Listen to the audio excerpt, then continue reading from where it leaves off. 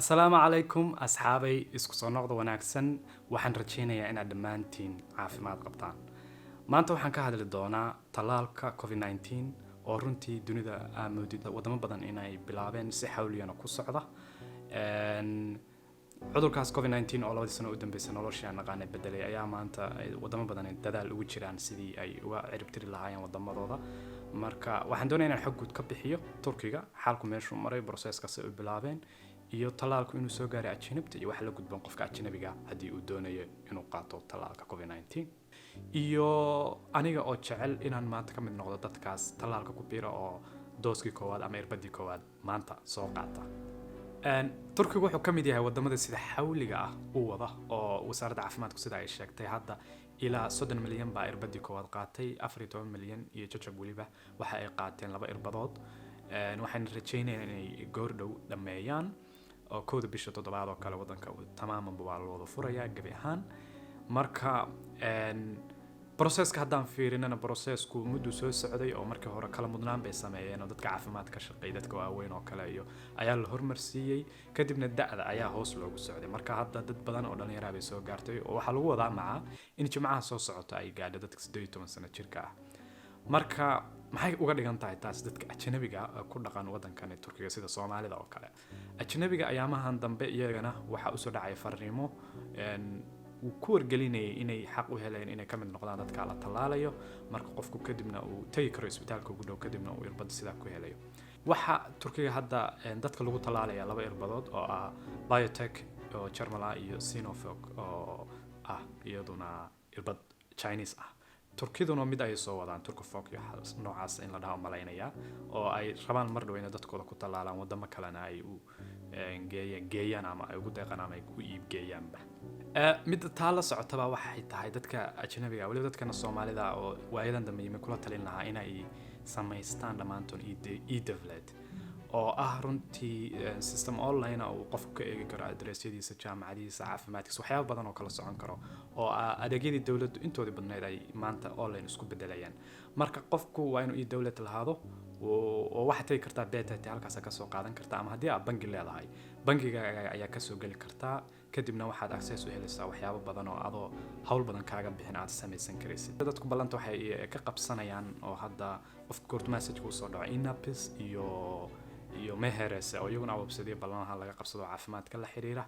marka qofkii haysta dawladda kale si sahlan inapiska daagashid dhankaas aad ka sii gali kartaa dawladkaaga ayaa ka sii gali kartaa halkaas goorta balanka qabsatid waxaad dooranaysaa isbitaalka kuugu dhow oo locationka dafurtiga ku soo qabanaya ama aad si manual u gelin kara marka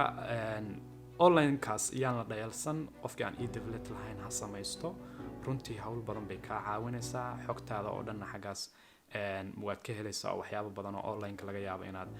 hadii aad magaalada aadid waqti badan kaaga bixi lahaa ayaad online si sahlan ku qabsan karaysaa marka dad badan baa waxa jira sidoo kale uusan message-kaasi soo gaarin oo ajnabi wadanka ku dhaqan taasna baaritaan yar markaan ku sameeyay waxa la ii sheegay in magacyadooda iyo waxyaabo taariikhda dhalashada waxyaabo khaldan awgood aysan wali systemka soo galin laakiin ay dawladdu ka shaqeynayso si dhammaan dadka wadankan jooga sharciga ku haysto oo degan ay u heli lahaayeen tallaalkaas marka haddii uusan fariinta ku soo gaarin waxba ka walwalin way ku soo gaaraysaa maruun runtii saan hadda hore u soo sheegayna tallaalka waxa moodaa wadankaas inuu si xawli ku wado mar dhowna muhiim bay noqonaysaa waxa laga yaabaa sidii Turkiga dadka jooga hees code looga dhigay waajib inay magaalooyinka ku dhex maraan oo kale in laga yaabo hadhow la yiraahdo qofka aan tallaalnayn ma mari karo ama dunida kale la yiraahdo ma safri kartid hadii aadan tallaalnayn marka la yareysan tallaalku runtii waa muhiim anuguna maanta irbadii koowaad baan isku soo tallaalayaa waxyaabo badan oo conspiracy theory oo haystallaalin iyo waxyaabo badan baa la isla dhex marayaa laakiin half dunida dadka ku sugnaa waxa laga yaabaa inay markuu istallaalayaan oo dad badan baa tallaalamay anaguna dadka waxa ma dheerin marka insha Allah go'aankaas aan gaaray inaan maanta soo tallaalo marka iminka ayaa waxaan aadayaa isbitaal igu dhow oo xaafadayda ku yaala halkaas waan iska soo tallaalayaa let's go hadii aad doonayso inaad aragtid anigoo irbad la igu mudayo oo irbad waagan yaraa waan nacbaa laakiin hadda adults baan dad waaweyn baan nahay waxa weeye caafimaadka ka muhiimsan marka let's go aan soo aragno bal irbadan iyo COVID-19 sida la isku tallaalayo processka isbitaalka marka la tago waxa uu yahay